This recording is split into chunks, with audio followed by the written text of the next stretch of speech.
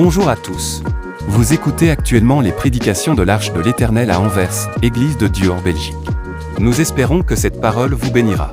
Que Dieu vous bénisse.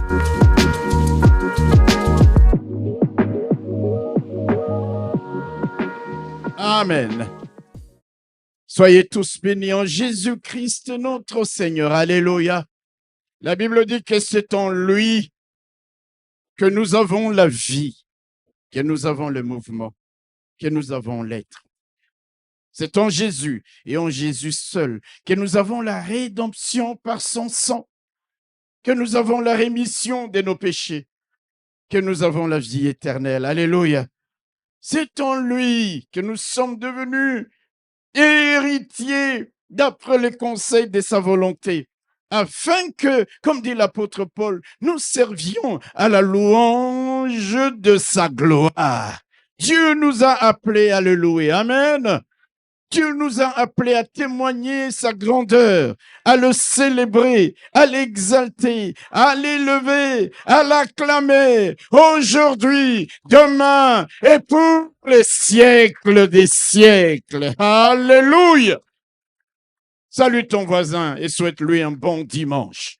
Souhaite-lui un bon dimanche et dis-lui, dispose-toi à entendre la parole de Dieu.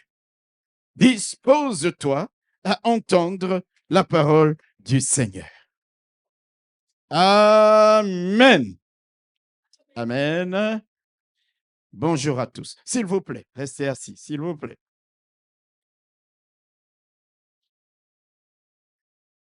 Si vous voulez bien, je vais vous demander de vous lever pour que nous puissions déclarer la parole du Seigneur. Amen. Si vous le pouvez. Je sais qu'il y a des gens peut-être qui ne le peuvent pas, mais si tu le peux, nous allons nous lever et une fois de plus, nous allons déclarer, lire, proclamer cette parole de l'évangile de Jean que nous avons lu le dimanche passé, chapitre 4, et nous lirons du premier verset jusqu'au verset 10. Amen. Allons-y.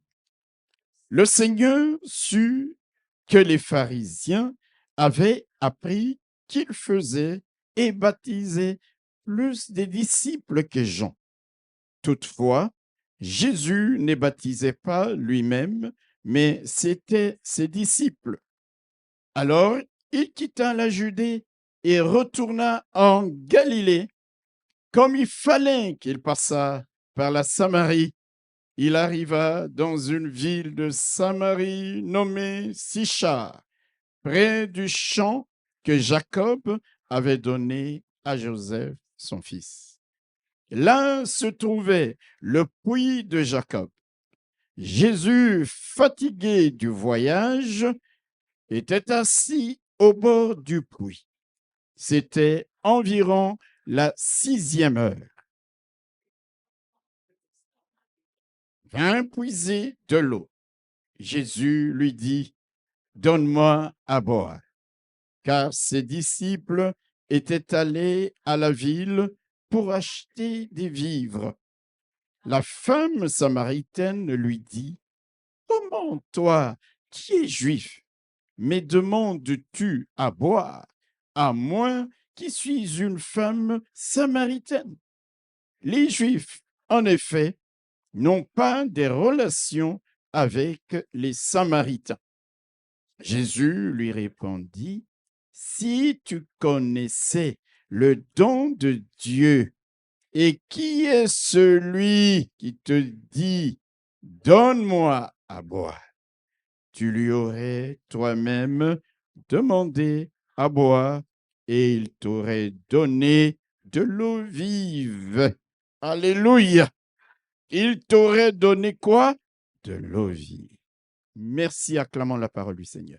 Nous sommes dans la deuxième partie de notre thème que nous avons commencé le dimanche passé, apprendre à casser les cordes. Deuxième partie. Amen. Faites comme si je n'ai pas prêché le dimanche passé. On m'a appris que la répétition, c'est la mère des sciences. Alors, laissez-moi nous rappeler brièvement ce que nous avons dit le dimanche passé. Et comme j'avais commencé le dimanche passé en donnant le sens du mot côte, casser les côtes, nous devons comprendre ce mot dans le sens des choses qui se font d'habitude. Amen. Ce qui est d'usage en un lieu, en un milieu quelconque. Nous appelons code un ensemble des règles établies qu'on a toujours suivies, qu'on a toujours respectées et qui doit le rester ainsi. Et donc, casser le code, c'est passer outre ces règles. Amen. C'est sortir du cadre défini. C'est sortir des us et des pratiques établies. C'est ce que nous voyons dans notre passage de ce jour et dans bien d'autres passages des Écritures. Dans notre texte, nous l'avons vu le dimanche passé, le Seigneur a eu en effet à casser plusieurs codes. Laissez-moi nous les rappeler avant d'aller à quelque chose d'autre. Le premier qu'il a cassé, le premier code qu'il a cassé, c'est que bien qu'étant juif, amen, il avait décidé lors de son voyage de Judée, amen, alléluia, de Judée vers la Galilée, bien qu'étant juif, il avait décidé de passer par la Samarie. Malgré l'animosité, la détestation et la haine qu'il y avait entre les Juifs et les Samaritains. Les Juifs qui préféraient prendre un long détour, soit par le pays de Pérée, le territoire des Pérées, soit par l'est du Jourdain. Il a dit, nous allons prendre le raccourci en passant par Samarie, la Samarie des gens qui étaient supposés être infréquentables depuis les temps des mariages mixtes qu'ils avaient contractés avec les Assyriens, au temps où les Assyriens les avaient déportés et emmenés d'autres Assyriens en Samarie. Et il y a eu des mariages mixtes. Alléluia. Et les Samaritains étaient devenus comme des infréquentables, des gens impurs. Les Juifs préféraient faire un grand détour plutôt que de prendre le raccourci par la Samarie. Mais nous voyons le Seigneur briser ce code, casser ce code et passer par la Samarie. Le deuxième code que le Seigneur avait cassé ces jours-là, c'est qu'il avait adressé la parole à une femme. Quand vous lisez dans le texte, ce n'est pas la femme qui s'est adressée à Jésus. La Bible nous dit qu'une femme de Samarie, au verset 7, vint puiser de l'eau. Et Jésus lui parle, Jésus lui adresse la parole. Alléluia. Jésus lui adresse la parole. Un juif de l'époque ne devait nullement adresser la parole à une femme étrangère, qui plus était une Samaritaine. Cela constituait une violation flagrante des coutumes sociales. Alléluia. Mais nous voyons, dès que cette femme arrive en face du Seigneur, le Seigneur qui lui parle, il casse un code bien établi. Un deuxième. Le troisième code que le Seigneur avait cassé ce jour-là était lié à son statut. Il était le rabbin par excellence. Et à cette époque-là, un rabbin ou un chef religieux juif ne pouvait aucunement s'entretenir avec une femme de mauvaise et de très mauvaise réputation comme cette Samaritaine. C'est-à-dire, à la limite, un juif pouvait s'entretenir avec une femme de mauvaise réputation, mais en secret, mais pas un rabbin. Le Seigneur étant en sa qualité de rabbin par excellence, n'hésite pas à casser ce code. Alléluia. Pour parler à cette femme des très mauvaises vies, des très mauvaises réputations, parce que la Bible nous dit qu'il avait eu 5 maris et le 6e avec lequel elle vivait en ce moment-là n'était pas son mari. Mais Jésus, bien qu'étant rabbin, le rabbin par excellence, Malgré cette interdiction, le Seigneur casse ce code et s'adresse à cette femme. Alléluia. Le quatrième code que Jésus va casser, c'est au verset 8. La Bible nous dit, car ses disciples étaient allés à la ville pour acheter des vivres. Vous m'entendez? Les Juifs considéraient les Samaritains comme des gens impurs. Nous l'avons dit, c'était à la suite de leur mixage avec les Assyriens. Ils avaient bâti leur temple sur le mont Garizim. Je crois le dimanche passé, j'avais dit mont Ebal. Je me suis trompé, mais sur le mont Garizim, d'ailleurs, le temple qui a finalement été détruit. Les Samaritains allaient dans ce temple qu'ils avaient construit en concurrence avec les temples de Jérusalem. Et là, les cultes qu'ils offraient à Dieu étaient un mélange de paganisme et de judaïsme. Ça veut dire qu'ils étaient véritablement impurs. Et les Juifs avaient des règles très strictes sur leur alimentation. Alléluia. Ils ne pouvaient pas manger ce qui n'était pas caché. Vous me suivez? Ce qui n'était pas caché. Rappelez-vous de l'apôtre Paul, lorsqu'il est à Joppé. Corneille est en train de prier. Alléluia. Et Dieu lui dit, depuis le temps que tu pries, tes prières sont montées. Un ange lui parle. Alléluia. Il envoie des gens pour aller appeler Pierre qui était à Joppé, à quelques kilomètres de là, à Césarée. Pierre est en train de prier, de jeûner, il a faim. On est en train de lui préparer à manger. Alléluia. C'est dans Actes au chapitre 10, si nous pouvons lire le verset 11 à 14. La Bible nous dit donc ceci. Il eut faim, c'est Pierre, et il voulut manger. Pendant qu'on lui préparait à manger, il tomba en extase. Il vit le ciel ouvert et un objet semblable à une grande nappe attachée par les quatre coins qui descendait et qui s'abaissait vers la terre. Et là, se trouvaient tous les quadrupèdes et les reptiles de la terre, et les oiseaux du ciel. Et Pierre entendit une voix qui lui disait, « Lève-toi, Pierre, tue et mange. » Mais Pierre dit, « Non, Seigneur, car je n'ai jamais rien mangé d'essouillé ni d'impur. » Alléluia. Je n'ai jamais rien mangé. Les règles, même en matière de nourriture, chez les Juifs étaient très strictes. Je crois que même jusqu'à aujourd'hui, vous allez voir parfois, ils ont leur pain, ils ne mangent pas la viande n'importe comment. Chez les autres, là, les musulmans, on parle de la viande halal. Chez les Juifs, c'était cachère.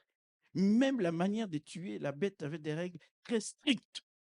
Mais là, il envoie ses disciples acheter de la nourriture auprès d'un peuple impur. Et donc, le fait d'acheter des vivres chez les Samaritains, c'était comme consommer de la nourriture souillée, de la nourriture impure, de la nourriture qui n'était pas cachée. Mais il casse ce code. Vous vous rappelez aussi, mes bien-aimés frères et sœurs, lorsque Nebuchadnezzar assiège Jérusalem, il emmène en déportation un certain nombre de Juifs. Amen. Vous me suivez? Il emmène des jeunes gens intelligents, des jeunes gens sages, au rang desquels il y avait Daniel, il y avait Anania, il y avait Michaël, il y avait Azaria. Et là, on leur assigne des portions de la nourriture, de la table du roi. Si c'était toi et moi, on allait dire, waouh, quelle bénédiction. Mais c'était des Juifs qui avaient des règles strictes en matière d'alimentation. Quand nous lisons le livre de Daniel, alléluia, au chapitre 1er, les versets 7 à 8, la Bible dit, le chef des eunuques, le ministre en charge, leur donnant deux noms, à Daniel, celui de Belshazzar, à Anania, celui de Shadrach, à Michaël, celui de Meshach, et à Azaria, celui d'Abed-Nego. Et verset 8, on nous dit quoi? Daniel résolut de ne pas se souiller par les mains du roi. Il n'y avait pas que lui d'ailleurs, et avec ses amis, et par le vin dont le roi buvait. Il pria les chefs des eunuques de ne pas l'obliger à se souiller. Alléluia. Il s'est mis à manger des feuilles de manioc, de pondo, rien que ça. Et la Bible nous dit qu'ils eurent un embonpoint formidable. Voyez, les Juifs avaient des règles bien strictes en matière d'alimentation. Ils ne pouvaient pas, ils ne pouvaient pas manger n'importe quoi. Il y avait des règles codifiées. Mais ce jour-là, quatrième code que le Seigneur va casser, il dit, allez acheter la nourriture chez les Samaritains. Alléluia. Il n'a fait que casser le code, passer outre les règles qui étaient établies, qui régissaient les relations entre les Juifs et les Samaritains. Pourquoi, bien-aimé, le Seigneur avait-il agi ainsi ce jour-là? Laissez-moi vous donner deux raisons. La première raison, il avait agi ainsi afin de nous inviter, toi et moi aussi, alléluia, à agir comme lui. Écoutez-moi bien. À agir comme lui. C'est-à-dire quoi? C'est-à-dire à considérer les intérêts du royaume de Dieu comme étant prioritaires sur les règles et les codes établis par la société. Vous me suivez? Qu'est-ce que Jésus visait? Jésus avait en vue les saluts des Samaritains. Il n'était pas venu que pour les Juifs. Il avait en vue que l'évangile soit proclamé dans Samarie. Les intérêts de Dieu étaient en jeu. S'il ne passe pas par la Samarie, s'il ne se comporte pas, il n'achète pas la nourriture des Samaritains, s'il ne parle pas à une femme, s'il ne parle pas à une femme de mauvaise vie, comment l'évangile va-t-il entrer dans Samarie? Les intérêts du royaume étaient en jeu. Alors il dit, je vais casser tous ces codes parce qu'il y a un objectif supérieur en vue. Il y a les intérêts du royaume de Dieu qui sont en vue. Il casse tous ces codes. Alléluia. Est-ce que je parle à quelqu'un? Est-ce que je parle à quelqu'un? Annoncer l'évangile.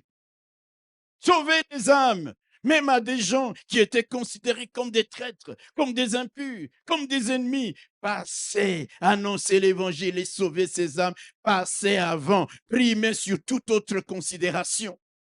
Les considérations historiques, les considérations basées sur les préjugés, les considérations basées sur la race, la langue, la culture, la couleur de la peau ou les rangs sociaux doivent passer après les intérêts du royaume.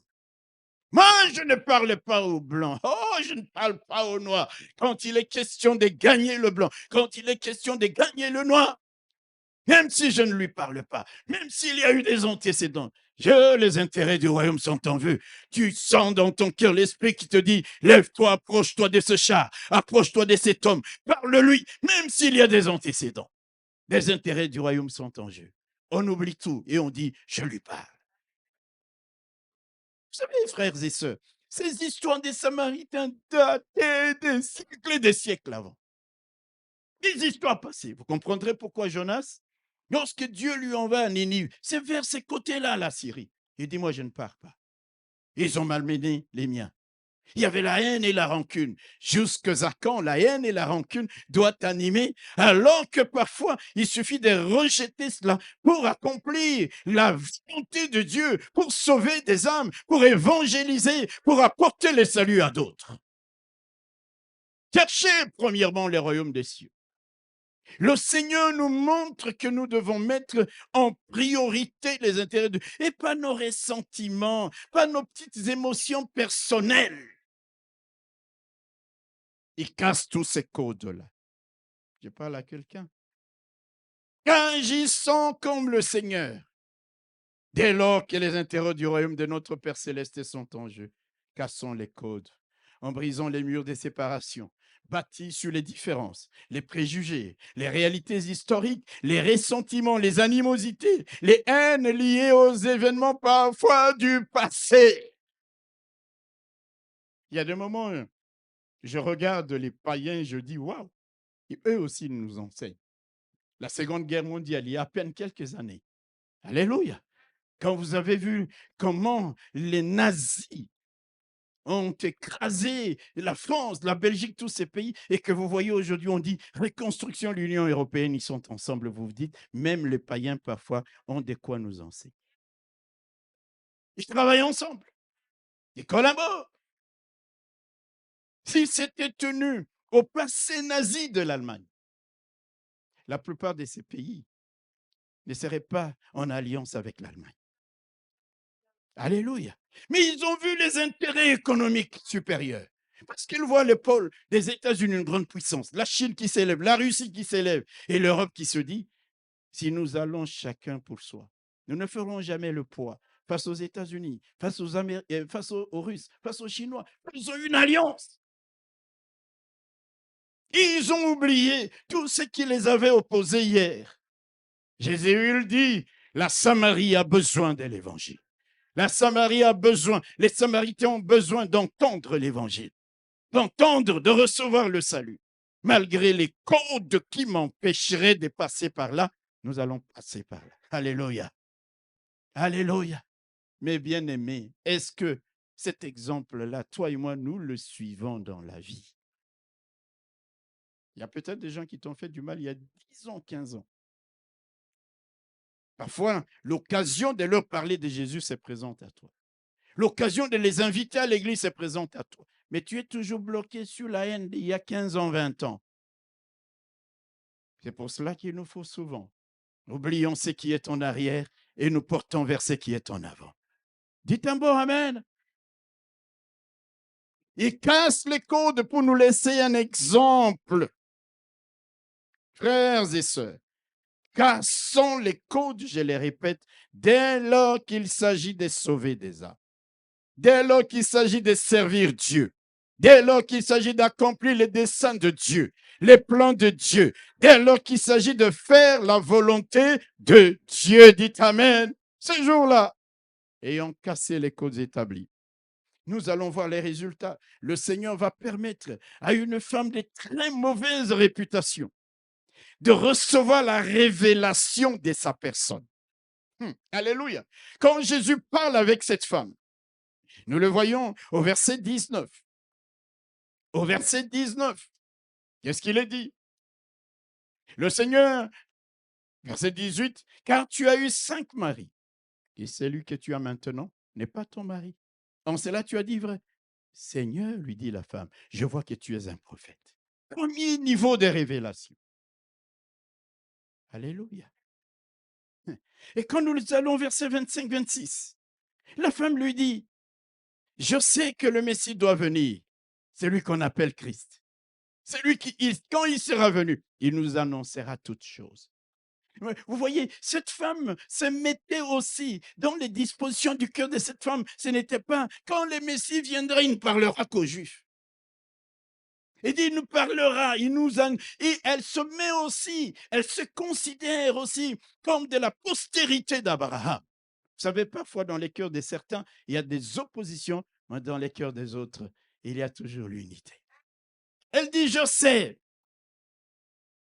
que le Messie doit venir, celui qu'on appelle le Christ. Et quand il sera venu, il nous annoncera tout. Jésus lui dit, je le suis, moi qui te parle. Deuxième niveau de révélation. Si Jésus n'était pas passé par là. Et puis quand nous allons au verset 29, venez, la femme dit, elle laisse sa cruche. Nous y reviendrons un jour. Elle va dans la ville. Elle dit, venez voir un homme qui m'a dit tout ce que j'ai fait. Ne serait-ce point le Christ, le oint, l'envoyé de Dieu. Elle grandit dans la révélation de la personne de Jésus-Christ. Et en même temps, elle dit, venez, venez, venez. Oh, mes bien-aimés frères et sœurs, ayant cassé tous ces codes-là, une femme de très mauvaise vie va du jour au lendemain devenir une évangéliste dans la ville de Samarie. Alléluia. Dans la ville de Sichar. Elle va devenir une évangéliste. Venez voir quelqu'un qui m'a dit tout ce que j'ai fait. Des Samaritains, et les gens de Sichar sont quittent la ville. Ils vont voir sur la parole, la base de la parole annoncée par cette femme qui, des jours avant, était haïe, était honnie, était rejetée. Ah, les plans de Dieu sont formidables. Venez voir. Il y a d'autres qui auraient pu dire, mais cette femme, qu'est-ce qu'elle peut nous enseigner? Cette femme, qu'est-ce que... Et là, tout d'un coup, elle commence à parler de Christ, de prophète, de blablabla. Est-ce que sa tête, ça tient encore? Mais quand Dieu est à l'œuvre, il convainc même les cœurs, même les plus sceptiques, même ceux qui n'auraient jamais écouté cette femme. Alléluia! Ils disent, nous allons voir ce que cette femme vient de nous annoncer. Et là, nous arrivons au chapitre 4, le verset 39 à 42. La Bible nous dit quoi? La Bible nous dit plusieurs Samaritains de cette ville. Alléluia. Plusieurs, mes bien-aimés. Ça, c'est formidable. Plusieurs Samaritains de cette ville crurent en Jésus à cause de cette déclaration formelle de la femme. Il m'a dit tout ce que j'ai fait. Aussi, quand les Samaritains vinrent trouver Jésus, ils le prièrent de rester auprès d'eux et il resta là 2 jours. Vous savez ce que le Seigneur a fait pendant ces 2 jours? Il a encore annoncé l'évangile. C'est pourquoi il est écrit, un beaucoup plus grand nombre crurent à cause de sa parole. Et il disait à la femme, ce n'est plus à cause de ce que toi tu as dit que nous croyons, car nous l'avons entendu nous-mêmes. Et nous savons qu'il est vraiment le sauveur du monde. Alléluia. Nous l'avons entendu nous-mêmes. Et il y a eu l'effet papillon. Une personne avec une petite action. Et beaucoup de gens qui viennent. Et Jésus le maître. Alléluia. Il parle, il explique l'évangile, il annonce l'évangile. Et plusieurs, s'il n'avait pas cassé les côtes, s'il n'était pas passé par la Samarie, s'il n'avait pas parlé à cette femme, même à cette femme de mauvaise vie, combien il aurait manqué d'accomplir la mission pour laquelle son père l'avait appelé. La mission qui lui avait été confiée, le salut des âmes. Alors il dit, code établi, règle établie ou pas, dès lors que ça ne trouble pas l'ordre public, je vais casser tous ces codes. Parce qu'il y a des âmes qui ont besoin des saluts. Parce qu'il y a des gens qui ont soif d'entendre la parole de Dieu. Parce qu'il y a des gens qui vont croire au travers d'une âme que je vais appeler. D'une personne, mes frères et sœurs, j'aimerais tellement qu'il y ait au milieu de nous quelqu'un qui invite quelqu'un. Une seule personne. Tu ne sais pas, mon frère, ma soeur, qu'en sauvant une personne, en l'invitant à venir à l'église, cette personne va aller parler à sa famille et à sa famille. Et au travers de toi, d'une âme que tu as appelée, plusieurs peuvent venir à Jésus-Christ. Effet papillon. Non, nous sommes toujours là à nous dire, je ne connais pas la Bible, je ne connais pas toute la Bible. Comment je vais partager la parole? Parle à quelqu'un, ne fût-ce que de ton témoignage. Ne fût-ce que des bénédictions, des faveurs que tu as reçues de la part de Dieu. Il entendra ça, tu lui diras, viens prier avec moi, viens à l'église. Et que quand tu l'amènes, ce n'est pas véritablement à l'église que tu le conduis. En réalité, tu es en train de l'inviter vers Jésus-Christ. Et quand il arrivera à l'église, il entendra, papa, ils sont en train de prêcher l'évangile. Allez, je parle à quelqu'un. Et il dit, non, ça, c'est le Seigneur qui me parle. Il dira, écoute, Aaron, ce n'est pas à cause de ton invitation, mais maintenant, j'ai entendu, j'ai reçu la parole, je crois en Jésus, et je vais aller parler de ce que j'ai entendu à mes enfants, à ma famille, parce que ce que tu l'as entendu, annonce-le à d'autres qui soient fidèles, pour que eux aussi je sais que tu as reçu, c'est que tu as entendu à d'autres, afin de gagner un plus grand nombre de gens, mes frères et sœurs. Si Jésus n'avait pas cassé les côtes, rien de tout cela ne serait arrivé. Amen. Apprenons à casser les codes si nous voulons être des témoins efficaces. Si nous voulons être des instruments puissants parmi ceux qui ne connaissent pas le Seigneur, marquons une rupture totale avec certaines coutumes, certaines traditions, certaines habitudes, pratiques païennes établies dans nos sociétés, dans nos familles.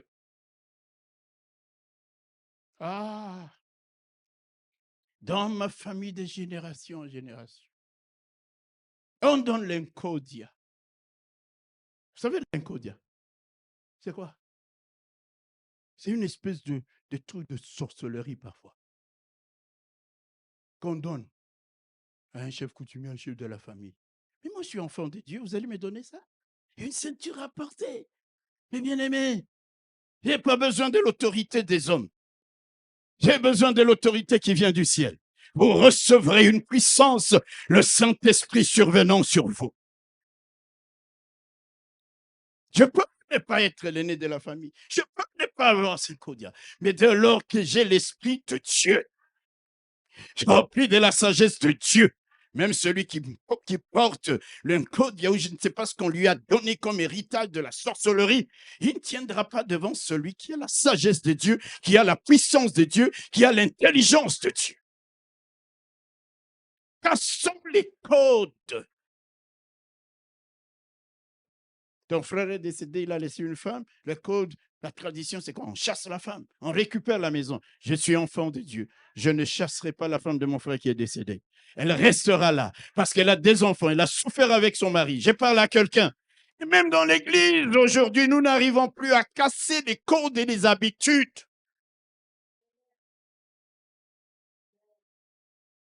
Qui sont en contradiction avec la parole de Dieu. Cassons les codes, liés à la vaine manière de vivre héritée de nos pères. Je parle à quelqu'un. Je ne sais pas pourquoi, même jusqu'à aujourd'hui, dans certaines tribus, les femmes ne peuvent pas manger à table avec les hommes. C'est quoi ça? On dit chez nous, c'est comme ça. Vous connaissez certaines tribus là de chez nous, n'est-ce pas? Les femmes mangent à la cuisine.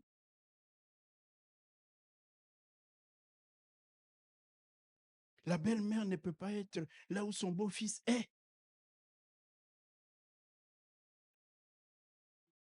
Parfois, quand elle était au salon, elle entend le beau-fils qui arrive du boulot. Elle s'est cachée. Et le fils qui est chrétien. Je parle à quelqu'un qui n'a jamais cassé les codes. Ah, moi, j'ai enterré ma belle-maman il y a quelque temps. Mais j'étais avec elle comme une amie. D'ailleurs, c'est moi qui lui avais donné le nom que toute la famille a adopté. Comme elle parlait beaucoup, je l'avais surnommée Oiseau. Et tout le monde l'appelait Oiseau. Alléluia. Est-ce que je parle à quelqu'un?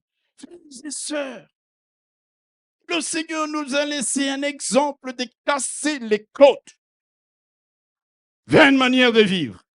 Cassons les codes. Sortons des cadres. Sortons des schémas prédéfinis dans nos sociétés d'aujourd'hui. Parfois où la réussite, la prospérité, le succès, la notoriété passent par des pactes, par des alliances occultes, par des alliances contre nature. Tu es enfant de Dieu. Alléluia. Même si dans les milieux où tu travailles, tout le monde signe de pactes, contracts, des alliances occultes pour réussir. Parce qu'aujourd'hui, c'est rentré même dans l'église. Avoir une grande église, avoir beaucoup d'argent, la renommée. Il y en a qui n'oublient pas, qui oublient que le diable vient avec des propositions, que tout le monde le fait. Et l'enfant de Dieu dit, je vais casser les codes en refusant ces choses-là, parce que je sais que c'est la bénédiction de l'Éternel qui enrichit. Si Dieu veut que j'ai une église de 10 membres, eh bien, c'est pour sa gloire. 10 000 membres, c'est pour sa gloire, pourvu que tout se fasse selon sa volonté. On ne casse plus les codes. On s'aligne. Alléluia. Allons à contre-courant. Ne nous alignons pas sur des antivaleurs. Ne nous conformons pas avec le présent siècle. Allons à contre-courant de certaines règles, de certaines lois, entre guillemets, des principes, des tendances que véhicule TikTok. Jeune fille, aujourd'hui on te dit pour être admiré dans la société, il faut avoir une poitrine de 15 tonnes. Et tu fais des fausses seins, des fausses fesses, des choses. Et là, on dit, c'est ça être à la mode. C'est ça être connu. C'est ça être plébiscité. Cassez les codes de TikTok. Cassez les codes qui sont véhiculés sur Instagram. Cassez les codes qui sont dans les réseaux sociaux pour que vous soyez authentiques, pour que vous puissiez vous aimer tel que Dieu vous a créé. Je ne dis pas par là que vous n'allez pas faire le maquillage. ou la beauté, mais il ne faut pas aller au-delà. Il y en a qui sont mortes à cause de la chirurgie esthétique. La Bible dit, je suis belle, alléluia, car je suis une créature de Dieu. Mon frère, ma soeur, casse les côtes. Même si on te dit aujourd'hui, pour que tu sois vu et admiré, il faut marcher d'une certaine manière. Alléluia. Moi, j'ai vu, nous étions encore au collège. Je n'oublierai jamais. Un de nos amis, Sapring, il s'appelait Sapring. C'était le fils d'un chef coutumier. Alléluia. Quand on allait prendre la communion, vous voyez la communion, hein? Ici, dans les églises protestantes, on est assis. On vient avec la communion, hein? La Sainte Seine Verrou. Ici, dans les églises catholiques, les prêtres se tiennent ici. Et vous, vous venez. Lui ne venait jamais quand les gens venaient. Il laisse d'abord les gens aller et les gens aller. Et puis à la fin, il vient comme ça. Il vient vers le prêtre comme ça. Je crois qu'au début, le prêtre n'avait pas encore compris son jeu. Un jour, il venait aussi comme ça avec ses allures-là. Le prêtre lui dit, rentre d'où tu viens. Alléluia. Et il avait déjà un petit groupe de voyous qui voulaient les suivre.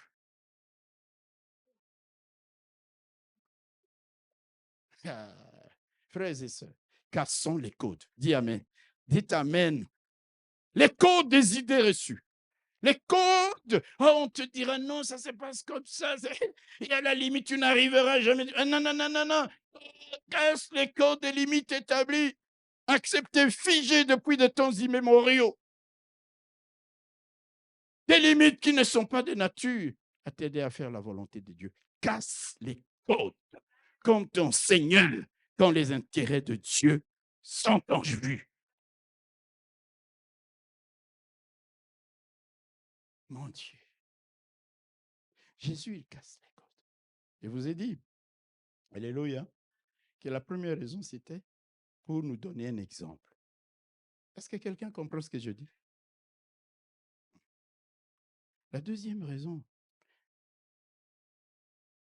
c'était Jésus devait casser les codes. C'était pour faire du bien aux gens. Amen. C'était pour faire du bien, faire comprendre son amour à quelqu'un qui ne ressentait pas de l'amour, qui ne recevait pas de l'amour. Bénir une personne qui ne pouvait pas s'attendre à être bénie. La Samaritaine que le Seigneur avait rencontrée ce jour-là au puits de Jacob était une femme détestée, n'est-ce pas? Alléluia. On ne lui adressait pas la parole. Pourquoi il allait à midi au puits alors que tout le monde allait soit très tôt le matin, soit très tard le soir pour ne pas être brûlé par la chaleur? Parce qu'elle avait honte d'être attaquée, insultée, calomniée. Alléluia. Une femme haïe, infréquentable, repoussée, traitée comme une paria. Elle était honnie, elle était vomie des autres. Mais le Seigneur, alléluia, le Seigneur, mon frère, ma soeur, il y a des moments où tu regardes à ta vie passée, tu dis, si j'avais été à la place de quelqu'un d'autre, je ne viendrais pas vers moi. Alléluia.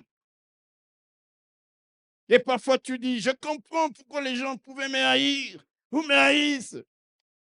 Mais Jésus, même quand les autres te repoussent, lui, il vient vers toi. Même quand les autres te tournent le dos, lui, il s'approche de toi. Même quand les autres ne te parlaient pas avec amour, lui, il te parlera avec amour. Alléluia. C'est ça qui fait la différence entre le Seigneur et l'homme. Il veut que cette femme sente. D'ailleurs, pourquoi elle changeait de mari? Parce qu'il y avait un vide qui n'était pas comblé. Vous croyez que ces hommes l'aimaient véritablement? Non, non, non, non, non. Et elle le sentait, elle le savait. Mais voilà que tout d'un coup, il y a quelqu'un qui se révèle à elle, qui lui parle. Je parle à quelqu'un. Et ce qui est formidable, c'est que tout de suite, la femme, elle aussi va casser un code. Et elle voit Jésus, c'est un juif. Elle sait qu'elle ne peut pas parler, hein? Mais Jésus lui adresse la parole et dit, mais voici l'exemple que je dois suivre. Ah non, vous n'avez pas acclamé la parole du Seigneur. Alléluia. Alléluia. Hum. La Bible dit, une femme de Samarie vint puiser de l'eau. Jésus lui dit, donne-moi à boire. Cette femme pouvait dire, dans nos codes, je ne parlais pas à un juif. Je ne parle pas à un étranger.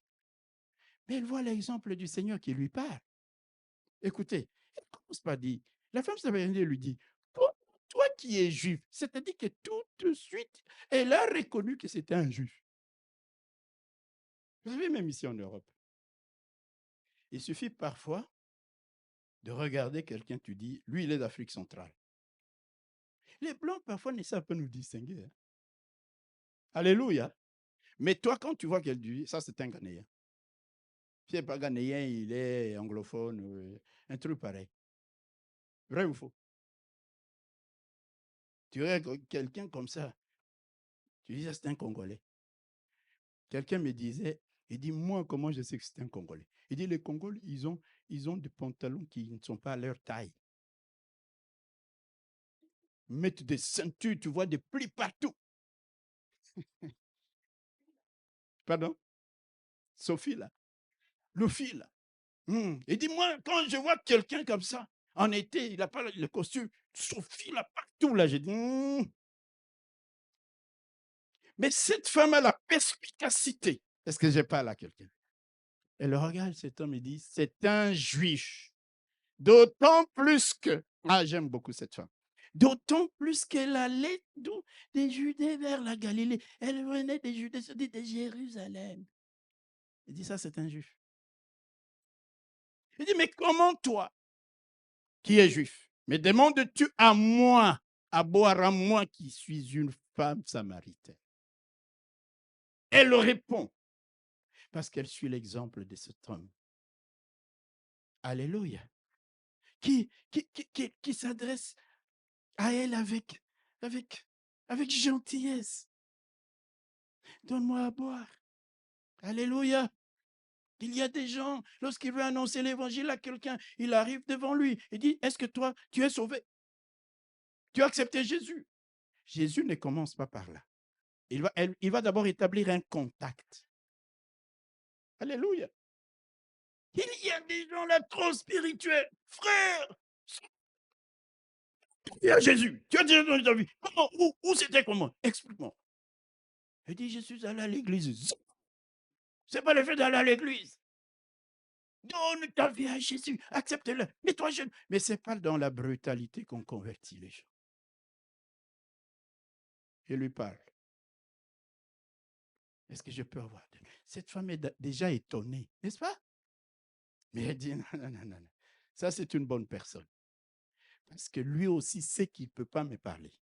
Mais à partir du moment où il m'adresse la parole, c'est une bonne personne.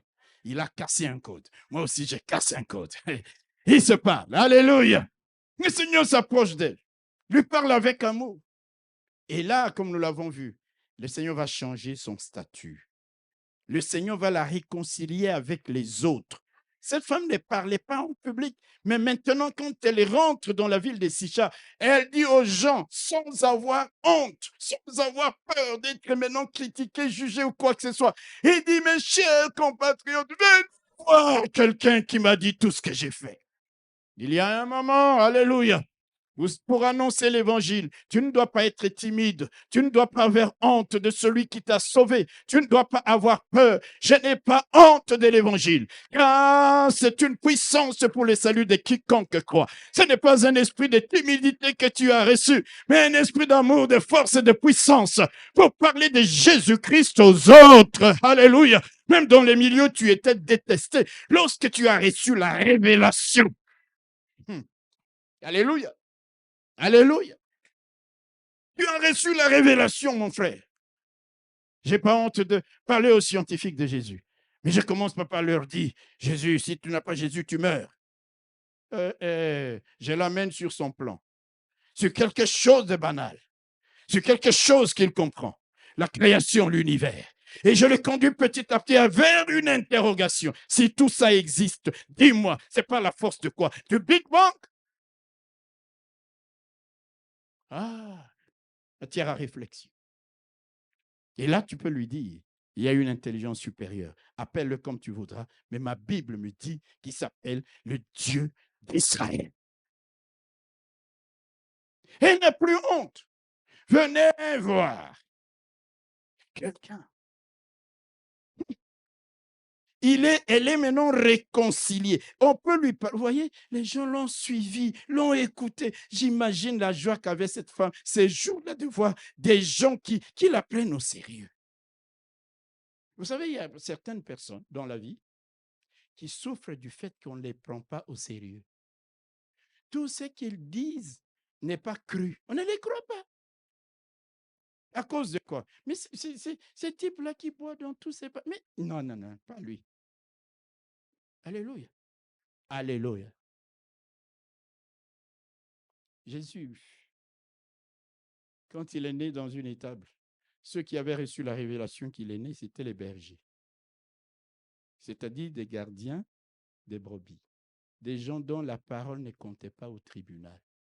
C'est-à-dire un berger, s'il venait dire, moi j'étais témoin de l'accident, c'est lui qui a tort. On dit, toi tu es, quelle est ta profession, monsieur? Je suis berger. On ne te croit pas. Mais c'est à des gens simples qu'il s'est révélé. Est-ce que vous m'entendez? Jésus casse les codes de la société. Frères et sœurs, et la femme est maintenant réconciliée. Elle n'a plus peur, elle n'a plus honte. Venez. Ah, Seigneur. Jésus va changer son statut. Alléluia. Pourquoi? Parce que Jésus connaissait le potentiel et les dispositions du cœur qui étaient dans cette femme. Les autres ne voyaient en elle qu'une pierre brute sans valeur. Mais le Seigneur voyait qui elle était.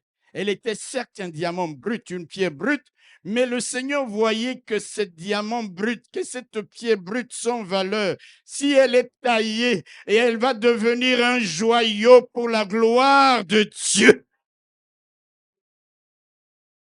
Si elle est taillée par la révélation, si elle est taillée par la connaissance. Ah là là là là là là. Alléluia. Est-ce que tu sais que toi et moi également, il y a parfois des gens qui nous regardent et qui ne voient en nous que des morceaux de pierre inutiles. Alléluia. Laisse-moi te dire, quel que soit le regard et l'opinion des gens sur toi, si nous nous laissons tailler par les maîtres joailliers célestes, par sa parole, par la révélation de sa parole, nous allons devenir des pierres précieuses dans son royaume. On te voit comme une masse de terre, de boue d'argile.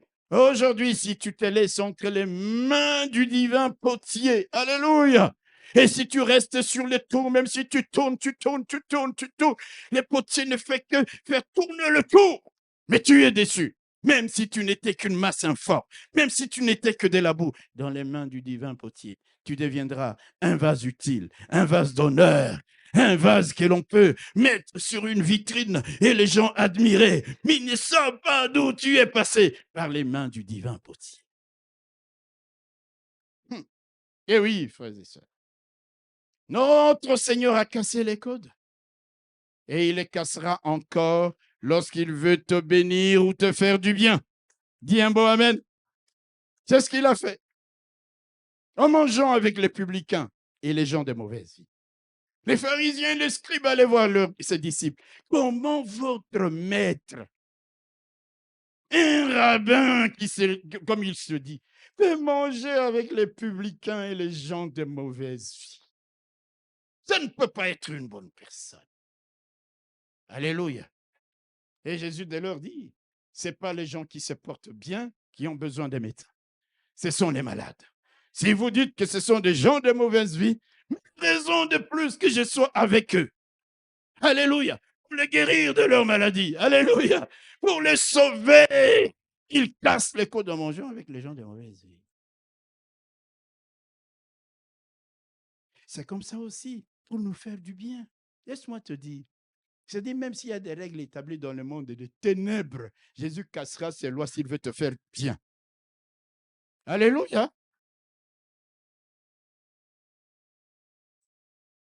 Quelqu'un me disait hier ou avant-hier, vous savez, il y a dans certaines familles des choses bizarres. Quelqu'un me disait, qu'on est une famille dans laquelle les gens, pour prospérer, un enfant de la génération doit être homosexuel. Des sacrifices comme ça. Alléluia. Vous savez, même dans nos familles, il y a des codes. Hein. Vous savez ça? Dans certaines familles. Il y a des codes. Parfois que toi et moi, nous ignorons. Mais nous sommes là dedans impliqués. Quand tu commences à analyser certaines choses, tu dis non.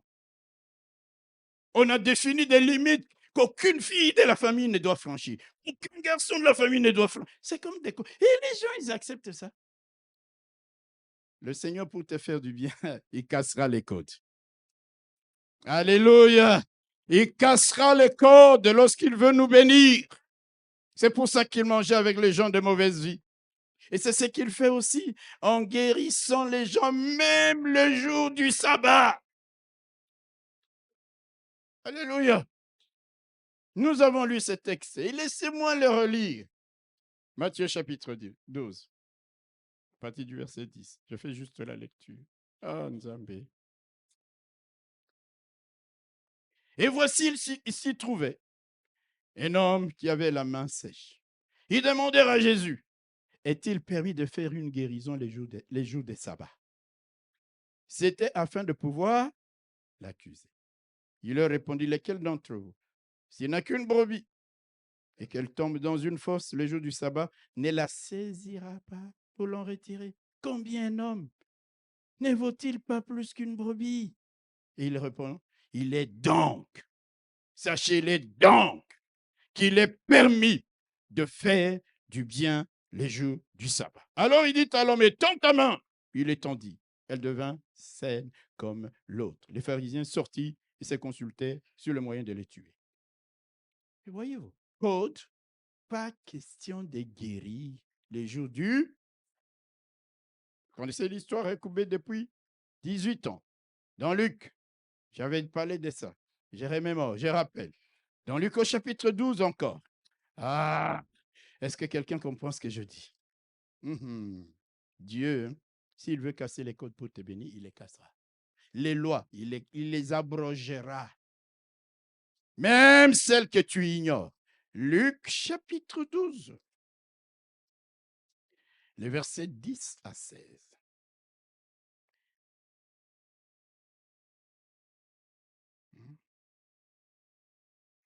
Amen. Oh, je ne sais même pas si c'est juste ça. La femme possédée qui était courbée depuis 18 ans. Bon, 13, hein? Ah, vous êtes formidables. Vous voyez, vous aidez même des bishops. Luc 13. Merci beaucoup. À partir du verset 10, c'est juste 13. Jésus enseignait dans une des synagogues les jours de. C'était les jours où on ne doit rien. Et voici, il y avait là une femme possédée d'un esprit qui la rendait infime depuis 18 ans. Elle était courbée et ne pouvait pas du tout se redresser. Lorsqu'il a vu, Jésus lui adressa la parole et lui dit, femme, tu es délivrée de ton infirmité. Je vais vous dire une chose. Alléluia. Vous ne pouvez pas parler à cette femme dans la synagogue. Non, non. Non. Vous ne pouvez pas. Vous ne pouvez pas. C'est un rabbin. Alléluia. Il dit, femme, s'adresse. Il n'est pas venu voir le chef des synagogues pour lui dire, j'ai besoin d'un entretien avec cette femme après. Il dit, madame, alléluia. Aïe. Il y a un jour, les doigts de Dieu sera sur toi. Les doigts de Dieu dans une foule sera sur toi. Pas sur plusieurs. Quand le Seigneur veut te bénir, il casse les côtes. Il dit, toi. Alléluia. et lui parle. Il lui impose les mains. Écoutez la réaction des chefs des synagogues au verset 14. Il dit, il y a 6 jours pour travailler. Venez donc vous faire guérir ce jour-là et non pas le jour du sabbat. Amen. Il dit, mais les chefs des synagogues, un religieux, il n'est pas content. Mais Jésus casse les codes parce qu'il veut faire du bien à quelqu'un, parce qu'il veut bénir quelqu'un. Ah, c'est formidable. Il cassera les codes pour toi. Alléluia. Quand il faudrait qu'il te bénisse, mon frère, ma soeur, le temps ne sera pas un problème pour lui.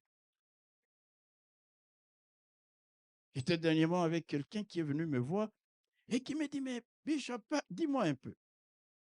Il y a l'histoire. Vous savez, les gens, quand ils viennent, hein, c'est formidable, c'est terrible. Il dit, il y a l'histoire où le soleil s'est arrêté parce que les enfants d'Israël combattaient. Il y a l'histoire. Et vous savez, parfois, les païens connaissent la Bible. Il dit, le soleil s'est arrêté. Et le soleil a reculé. Vous connaissez l'histoire d'Ézéchias. Le soleil a reculé de 10 degrés, c'est-à-dire d'une heure. Scientifiquement parlant, si le soleil s'arrête ou va à contresens, la température chute. Les champs magnétiques de la Terre changent. Est-ce que vous me comprenez? Des tsunamis se produisent, des tremblements de terre se produisent. Alors il vient là, il me dit, comment ça se fait? Je dis, attends, je vais te dire une chose, mon ami. Je te donne d'abord la suite de ce qui va se produire, de ce qui doit se produire si le soleil s'arrête. Alléluia. Et puis il me dit, mais Bishop, scientifiquement parlant, est-ce que le soleil tourne? Je lui ai dit, mais tu ne comprends rien, mon ami. Le langage de la Bible a été écrit pas pour les scientifiques. Quand nous disons le soleil se couche, tu as déjà vu le soleil se coucher? Alléluia. C'est un langage qui est compréhensible. Parce que la Terre tourne autour du soleil et tourne autour de lui, la révolution, la rotation. Mais c'est un langage imaginé. Mais écoutez, quand Dieu veut arrêter le soleil, ou quand Dieu veut arrêter la Terre, quand Dieu veut faire reculer, toutes les conséquences scientifiques n'existent plus parce que Dieu veut bénir son peuple dans la victoire. Eh bien, il n'y aura pas de tsunami, eh bien, il n'y aura pas de chute des températures. Le champ magnétique de la Terre ne changera jamais parce qu'il est le maître de l'univers. Il peut dire aux étoiles avancer, elles avancent. Il peut dire aux étoiles reculer, elles reculent, sans qu'il y ait modification d'un seul paramètre qui assure les équilibres cosmologiques de l'univers. Je lui ai dit les choses comme ça clairement. Je l'ai regardé en face et je lui ai dit, mon ami, ce n'est pas des scientifiques qui ont établi les lois de la nature. Il y a une intelligence supérieure. Et si Dieu dit soleil recule et qu'il recule, il n'y aura pas de tsunami. Il n'y aura pas de chute des températures. Il n'y aura pas de dérèglement climatique. Quand Dieu veut te bénir, les lois de la nature, c'est lui qui les a établies. Les lois du cosmos, c'est lui qui les a établies. Alors moi, je voudrais dire à quelqu'un, Dieu cassera les codes pour te bénir. Dieu cassera les codes pour te bénir. Dieu agira de telle manière que les équilibres ne changeront pas, mais la bénédiction seront personnalisées, seront dédiées qu'à toi. Le doigt de Dieu sera sur toi. Est-ce que je parle à quelqu'un? Vous savez, le doigt de Dieu ici, c'est formidable. Un jour, on attrape une femme en flagrant délit d'adultère. Et on commence à l'accuser. Elle est là. Tout le monde a pris une pierre pour la lapider. Il y a un doigt. Il y a un doigt qui est écrit sur la terre. Le doigt de la justification. Le doigt qui dit, lequel d'entre vous n'a jamais commis de péché, qu'il lui jette le premier la pierre. Il écrit sur le sol le Seigneur Jésus. Menteur, tricheur, hypocrite. Tous ces gens sont en train de lire ce que Jésus écrit. Et puis ils se rendent compte que c'est ce qu'ils sont. Et les uns après les autres, ils se retirent. Ils laissent la femme toute seule. Il y a le doigt qui va écrire ta justification. Il y a le doigt qui va écrire les raisons pour lesquelles on doit te lâcher. On doit te laisser. On doit te lâcher. On doit te laisser. Tu seras jugé, tu seras purifié, tu seras... Ah, je parle à quelqu'un! C'est comme ça qu'en Égypte, lorsqu'on frappe, on frappe le premier-né. Les Chaldéens, les sorciers, les magiciens, ils disent non, ça c'est le doigt de Dieu. Le doigt de Dieu, c'est la signature inimitable. Le doigt de Dieu fait la signature qu'on ne peut pas imiter. Vous vous rappelez, les magiciens pouvaient imiter un certain nombre de sortilèges, de sorcelleries, de magie. Il y a eu le doigt de Dieu, et même ils ont dit, ça, c'est le doigt de Dieu. Madame, tu es relevée de ton infirmité. Le doigt de Dieu. Aïe, aïe, aïe, aïe, aïe. Est-ce que je parle à quelqu'un? Un jour, ça va le doigt de Dieu. Vous vous rappelez, Moïse avait reçu les tables, écrites avec quoi? Avec le doigt de Dieu. Le doigt de Dieu pour toi va te justifier. Même tes ennemis se rendront compte qu'il n'y a pas moyen de te lapider. Ah, il faut que je regarde le temps. Je reviendrai sur le texte, hein, c'est pas fini. Mais pas maintenant. Après, 2 fois de suite, le temps passe, vous avez oublié et je reviens. Revenons dans ce texte. Les versets 4 et 6. Jean chapitre 4. Versets 4 et 6.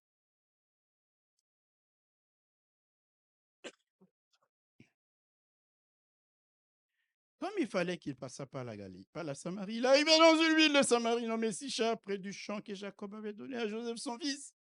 Là se trouvait le puits de Jacob.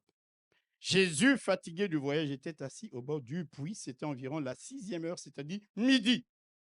Amen. Je nous ai dit le dimanche passé, avant de vous donner une autre pensée.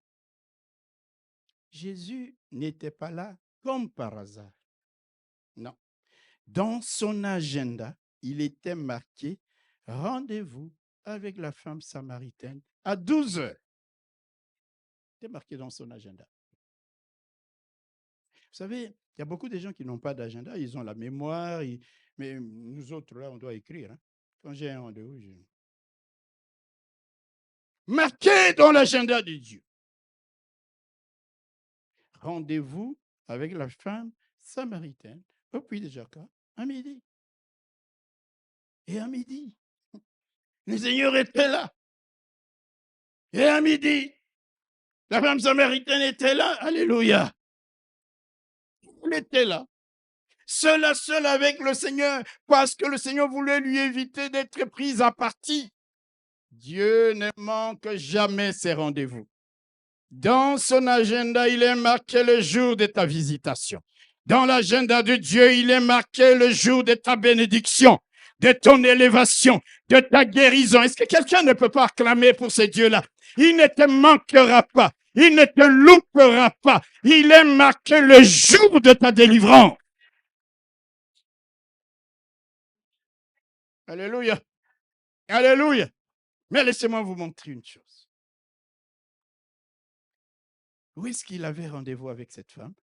Au puits. Écoutez-moi maintenant. Je vous en prie. Bon. Au puits, n'est-ce pas? Qu'est-ce que cette femme est venue faire là-bas? Elle est venue puiser de l'eau. De l'eau. Mais cette femme, fondamentalement, au-delà de cette eau, elle avait besoin d'une autre eau, de l'eau vive. Écoutez leur conversation. À partir du verset 9. La femme samaritaine lui dit, « Comment toi qui es juif, me demandes-tu à boire, à moi qui suis une femme samaritaine? » Les Juifs, en effet, n'ont pas de relation avec les Samaritains. Jésus lui répondit, « Si tu connaissais le don de Dieu, et qui est celui qui te dit, donne-moi à boire de l'eau là naturelle, de l'eau du puits là, tu lui aurais toi-même demandé à boire et il t'aurait donné quoi? De l'eau vive. » Seigneur, lui dit la femme, tu n'as rien pour puiser et le puits est profond. Vous voyez, il y a dans la vie des gens qui ne voient que des difficultés, que des complications.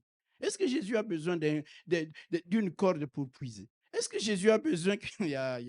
Bon, je reviendrai sur ça un jour. Ce n'était qu'une petite parenthèse. Vous me suivez? Bon. Seigneur, tu n'as rien pour puiser et le puits est profond. D'où aurais-tu donc cette eau vive?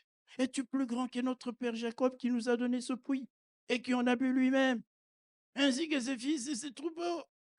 Jésus lui répondit, quiconque boit de cette eau aura encore soif. Mais celui qui boira de l'eau que je lui donnerai n'aura jamais soif. Et l'eau que je lui donnerai deviendra en lui une source d'eau qui jaillira jusque dans la vie. La femme lui dit, Seigneur, donne-moi cette eau afin que je n'aie plus soif et que je ne vienne plus puiser ici. Moi, j'aime des gens qui, quand ils découvrent qu'il y a quelque chose d'un niveau supérieur, ils veulent aller vers le supérieur. OK? Et il est venu puiser de l'eau simple. Et Jésus lui parle de l'eau vive. Il dit, Seigneur, non, non, non, non, non, non. Donne-moi de cette eau. Qu'est-ce que ça veut dire aussi, mes bien-aimés? Au travers de cette séquence, je voudrais nous dire une chose. Les hommes peuvent te donner de l'eau du puits qu'ils ont creusé, le fruit de leur travail, mais ils ne peuvent pas te donner l'eau vive, celle que seul Jésus s'est donnée. Alléluia. Est-ce que quelqu'un comprend ça? Cette eau, c'est Jacob qui avait creusé le puits et qui a donné ce puits à son fils Joseph. Il y avait de l'eau là-bas. Amen. Mais les hommes, ils peuvent te donner ça. Mais même Jacob, le grand Jacob, n'était pas en mesure de donner à son fils qu'il aimait tant de l'eau vive. Les hommes peuvent te donner de l'eau. Il y a des choses que les hommes peuvent te donner. Il y en a d'autres qui ne peuvent pas te donner. Alléluia. L'eau que la femme était venue puiser là-bas, c'était de l'eau d'un puits. Mais Jésus va parler de l'eau qui devient une source. Ah, je ne crois pas que vous avez compris ce que je suis en train de dire. Alléluia. Alléluia. En d'autres termes, le Seigneur lui dit, Madame, je suis le seul à te donner de l'eau. Non pas de l'eau qui sort d'un puits qui peut tarir, mais de l'eau qui va continuer à jaillir d'une source jusque dans la vie éternelle. La femme entend ça et saisit la révélation. Elle dit, je veux de cette eau. Frères et sœurs, il y a des choses que les hommes ne peuvent pas te donner. L'hygiène, la médecine et l'industrie pharmaceutique ont donné aux hommes une espérance de vie un peu plus prolongée. Mais elles ne peuvent pas donner aux hommes ni la résurrection, ni la vie éternelle. Jamais. Les progrès de la science, la cryogénie. Ils ont dit, nous allons garder nos embryons. Les riches ont gardé leurs embryons. Congélation à moins 293 degrés dans de l'azote liquide. Se disant un jour, on va nous ressusciter. Avec tout l'argent, il y a des choses que l'on ne peut pas obtenir. Mais lorsque je vois le Seigneur devant la tombe de Lazare, mort depuis 4 jours décomposé, pourri, il dit, Lazare, sors! Il n'y avait pas une injection de vitamines, il n'y avait pas une injection de quelques médicaments que ce soit. Il y a des choses, tu peux les recevoir des hommes, mais il y a d'autres que seul Dieu peut te donner. L'eau, alléluia. L'eau naturelle, tu peux la recevoir en héritage de la part de tes parents. Tu peux recevoir l'héritage d'une villa ou louer d'une villa aux États-Unis, mais tu n'auras jamais en héritage une parcelle de la nouvelle Jérusalem céleste. Tu n'auras jamais en... Oh, ça, il n'y a que Dieu qui puisse te donner.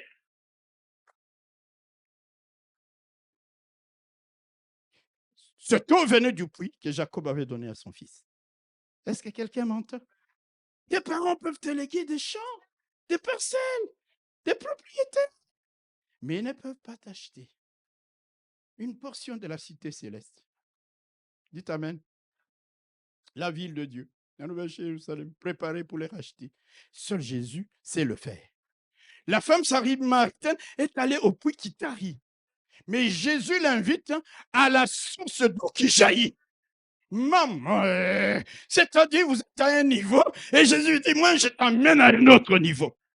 Pas de l'eau qui va tarir, mais de l'eau qui deviendra une source qui va jaillir jusqu'à la vie éternelle. Frères et sœurs, seul Jésus donne ce qu'il y a de meilleur. Ne commettons pas les péchés qu'avait commis au temps du prophète Ésaïe le peuple d'Israël. Écoutez ce qu'il est écrit dans Jérémie chapitre 2. Mais pourquoi j'ai toujours beaucoup de matière par rapport au temps? Ah, merci. Jérémie. Alléluia. Amen.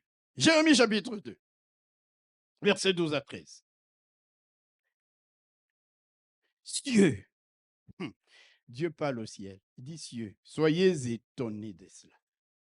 Frémissez d'épouvante, tremblez de peur, d'horreur, dit l'Éternel, car mon peuple a commis un double péché.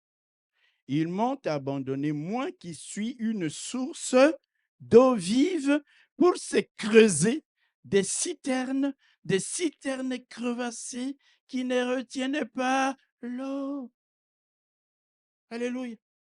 Je nous disais, mes bien-aimés, cette femme est allée à un puits, mais Jésus l'a appelée à la source. Alléluia. N'abandonnons pas le Seigneur, quelles qu'en soient les circonstances, les temps, les difficultés. N'allons pas nous fabriquer nous-mêmes des solutions qui vont s'avérer dérisoires ou provisoires. Il dit, mon peuple m'a abandonné, moi, la source d'eau vive, pour aller se creuser de puits, pour aller se fabriquer des solutions provisoires, dérisoires. Ils m'ont abandonné, moi, la source intarissable. Restons attachés au Seigneur. Alléluia. Restons attachés à celui qui a dit dans les Écritures, si quelqu'un a soif. Vous connaissez le passage, n'est-ce pas? Dans Jean chapitre 8. Là, je commence à aller très vite parce que je regarde la montre et je vois qu'il faut que j'aille un peu plus vite. Jean chapitre 8. Jean chapitre 8, les versets 37 à 38. Écoutez ce que le Seigneur dit.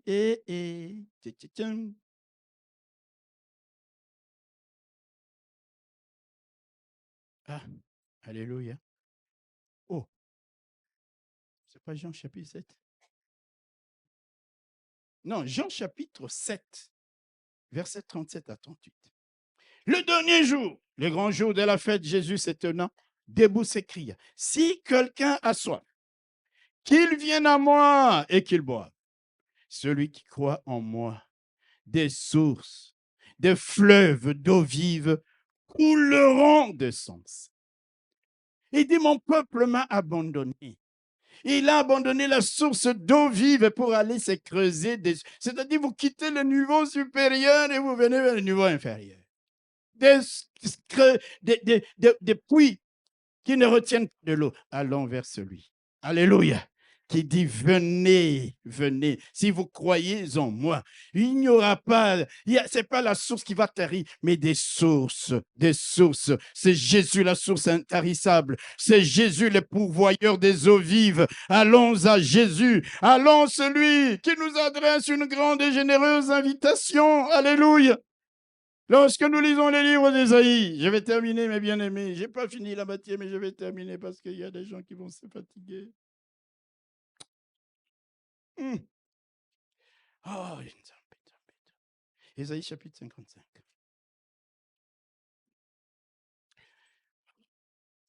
Qu'est-ce qu'il dit? Au verset 1er. Vous tous qui avez quoi? Venez aux eaux. Même celui qui n'a pas d'argent, venez acheter et manger. Venez acheter du vin, venez acheter du lait, sans argent, sans rien payer. Parce que, en Jésus, comme ça c'est renouvelé. Vous savez pourquoi on nous fait payer l'électricité? Pourquoi on nous fait payer tout? Alléluia. Parce que ça ne se renouvelle pas automatiquement. Il faut entretenir les canalisations, les machines pour pomper les eaux. Alléluia. Regardez l'énergie qui vient du soleil. Est-ce que vous payez ça? Nous payons rien parce que ça vient de Dieu, auto-entretenu, c'est gratuit. Alléluia. Il dit, venez vers moi si vous avez soif. Vous tous qui avez soif, venez acheter et manger gratuitement. Parce que ce qui vient de Dieu est gratuit. C'est pour cette raison que lorsque toi, tu vas chez un féticheur, il va te demander quelque chose. Parce que ce n'est pas gratuit. Il sait ce qu'il va faire. Mais ce qui vient de Dieu enrichit et c'est gratuit.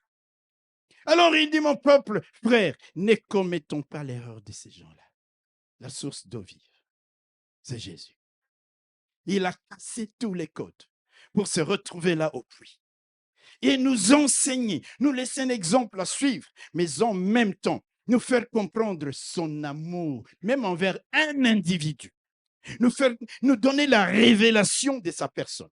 Nous faire comprendre qu'aucun de nous ici n'est absent dans l'agenda de Dieu. Il y a un jour fixe. Et autant marqué, ton Dieu s'élèvera. Casse les codes dans ta vie, dans ta relation avec le Seigneur. Alléluia. Cassons les codes et cherchons à monter de niveau. Ce n'est plus dans l'eau du puits, mais boire l'eau qui jaillit de la source. Je parle à quelqu'un. Ah, mon frère, ma soeur. Pourquoi tu veux rester toujours le bébé spirituel, là, émotionnel, émotionné? Je suis dans l'émotion. Quelle émotion? J'aime pas beaucoup cette partie du chant. Je suis dans l'émotion. L'émotion, c'est pas une décision. Vous savez, les émotions, c'est quelque chose qui vous envahit comme ça, qui part. Beaucoup de gens se sont convertis par émotion. Où est-ce qu'ils sont aujourd'hui? On vient là, tout le monde, alléluia, on voit les guérisons. Je donne ma vie à Jésus. Émotion. Attendez dans une semaine. Décision d'émotion. Il faut une décision. Alléluia. Jésus. Il dit, venez. La source d'eau. Amen. Amen. Mon frère, ma soeur, où préfères-tu aller? Au puits ou à la source? Que préfères-tu? De l'eau qui stagne ou de l'eau qui jaillit? L'eau qui donne la vie ou l'eau qui donne la mort? Les eaux polluées ou les eaux sanctifiées? Que préfères-tu? C'est donc qu'il faut payer ou ce que tu reçois gratuitement. Il n'y a que Jésus qui donne gratuitement. Est-ce que cet après-midi, tu ne peux pas dire, Seigneur, comme cette femme samaritaine, donne-moi de cette eau. Il parlait du Saint-Esprit. Remplis-moi d'onction et de feu de puissance, Seigneur.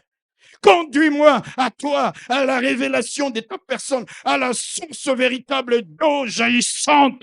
Donne-moi un séjour, ce que les hommes ne peuvent pas me donner, ne peuvent pas me léguer, des choses qui relèvent de toi et de toi seul, Seigneur. Je termine. Quand vous lisez entre les lignes dans ce texte, vous allez voir que cette femme, la Bible le dit d'ailleurs, n'est plus repartie à Sichar avec de l'eau. N'est-ce pas? Elle a déposé sa cruche là-bas. Quelque chose s'était passé. C'est comme si cette eau-là n'avait plus de valeur. C'est pour cette raison, mon frère, quand tu es constamment dans la présence de Dieu, tu passes de temps à écouter la parole de Dieu, à t'entretenir avec Dieu. Alléluia. Il y a des choses que tu vas commencer à voir dérisoires. Bamba, ils ont la valeur, ça n'a pas de valeur. Et tu cours vers le Seigneur. Demeurons à ses côtés, parce que c'est là que nous allons apprendre, grandir, monter de niveau et recevoir la révélation de sa personne qui va nous changer. Vous vous imaginez cette femme qui était tremblante quand elle voyait d'autres femmes, qui maintenant, même devant les hommes de Sichar, il dit, venez voir quelqu'un. Mais ce n'est pas le Christ. Il m'a dit tout ce que j'ai fait. Ok, madame, on va te suivre. Tout le monde vient. Ils entendent. Jésus reste 2 jours dans une ville où accueillir des... Vous savez, ces gens-là aussi ont cassé des codes. Ceux qui l'ont hébergé pendant 2 jours. Alléluia. J'imagine certains qui allaient dans les quartiers en train de dire, vous savez, ces frères-là, ces gens-là ont accueilli un juif. Hein? Mais quand il venait, il l'écoutait. Il dit non, non, non, non, non. Ça, c'est pas un juif ordinaire. Ça, c'est le Fils de Dieu. Ça, c'est le Christ. Nous croyons dans ta parole. Frères et sœurs, allons de l'avant. Amen. N'allons pas nous habituer avec les eaux depuis de ce monde. Allons vers les eaux sanctifiées. Abandonnons les eaux boueuses pour les eaux limpides et cristallines. Abandonnons les eaux de la mort. Tournons-nous vers les eaux qui donnent la vie. Et la source, c'est Jésus-Christ. Il dit, mon peuple a commis un double péché. Ils m'ont abandonné. N'abandonne jamais ton Dieu. Lui seul peut te donner ce que les hommes ne peuvent pas te donner. Lui seul, alléluia, peut t'aimer comme personne ne t'a jamais aimé. lui seul s'approchera de toi-même quand les autres te tourneront le dos. Comment ne pas s'attacher à cette personne-là? Comment ne pas servir Jésus? Comment ne pas louer Jésus? Comment ne pas, dans son église, dire, Seigneur, je ne sais pas venir maintenant dans la chair auprès de toi pour te servir. Une sœur me disait un jour, ah, moi, quand je serai au ciel, je dirai, Seigneur, donne-moi un balai. Je balayerai tous les matins devant sa porte. Mais c'est une image pour dire la manière dont je vais travailler. Je lui dis, commence à travailler déjà maintenant. Alléluia. Parce que là, vous savez, quand nous allons réaliser la plénitude de la grâce que Dieu nous a faite, de l'œuvre de Jésus à la croix qui est mort pour nos péchés, quand nous allons comprendre ces choses-là, nous louerons constamment Jésus. Mais lorsque tu as reçu la révélation déjà sur cette terre, peu importe les temps que tu traverses, tu chantes de louanges. Peu importe les combats et les difficultés, tu bénis le Seigneur. Parce que tu sais que ton Rédempteur s'élèvera. Parce que tu sais qu'il a toujours le dernier mot. Parce que tu sais que dans son agenda, les temps peuvent passer, les jours peuvent s'écouler. Il y a un temps marqué. Et au temps marqué, il s'élèvera. Au temps marqué, il y aura son doigt pointé sur toi. Au temps marqué, il y a les doigts de la justification. Les doigts qui écrira ton avenir. Les doigts qui réécrira ton statut et ton rang social. Les doigts qui écrira l'histoire nouvelle. C'est ce Jésus-là que je suis venu prêcher à quelqu'un. Apprenons à casser les codes. Que Dieu vous bénisse.